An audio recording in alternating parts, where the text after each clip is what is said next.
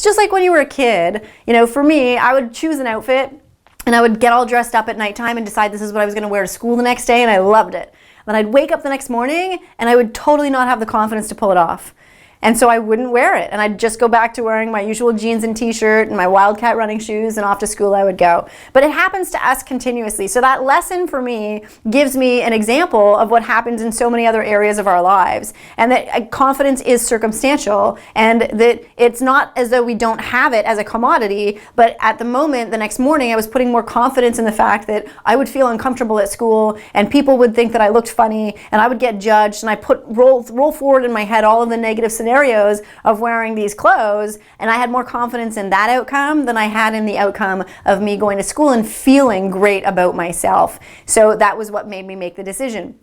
That simple example, though, again, it informs me as an adult, because it doesn't have to be more complex than that, right? Confidence is something that is so malleable, and it can have so many ramifications. We're just really good sometimes at whipping ourselves with our failures and then beating ourselves up for the fact that we beat ourselves up. And it perpetuates and it continues. And there's a different way. We can choose to be completely different and intentional in the way that we show up for ourselves and then also for each other. And what a great demonstration to know that we're setting the example for the next generation of girls, that all of this body image problems that exist today, that the reward for looking with the right perfect hair and this perfect everything, that's not the goal. That the goal is education, that the goal is empowerment, that the goal is true confidence, that the goal is passion. The goal is to be connected. The goal is to have an experience that has you feeling love for yourself and for everybody else.